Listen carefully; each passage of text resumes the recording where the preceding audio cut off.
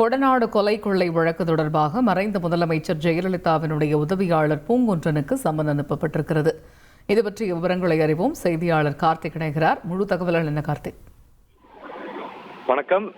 கோடநாடு கொலை கொள்ளை வழக்கு தொடர்பாக விசாரணைக்கு வருகின்ற மே 6ஆம் தேதி கோவை காந்திபுரத்தில் இருக்கக்கூடிய சிபிசிஐடி அலுவலகத்தில் முன்னாள் முதலமைச்சர் ஜெயலலிதாவின் உதவியாளர் பூங்குன்றன் விசாரணைக்கு ஆஜராக வேண்டும் என சிபிசிஐடி போலீசார் சம்மன் அனுப்பியிருக்காங்க. கடந்த 2022ஆம் ஆண்டு அவரிடம் ஏற்கனவே சிபிசிஐடி போலீசார் விசாரணை நடத்தியிருக்காங்க.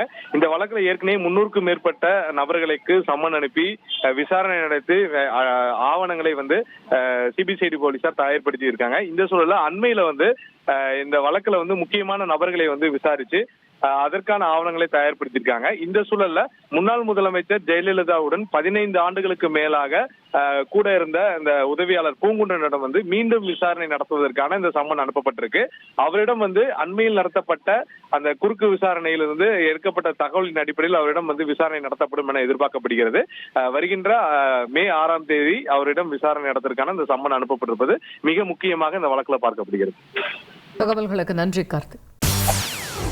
செய்திகளை உடனுக்குடன் தெரிந்து கொள்ள உடனே சப்ஸ்கிரைப் பண்ணுங்க.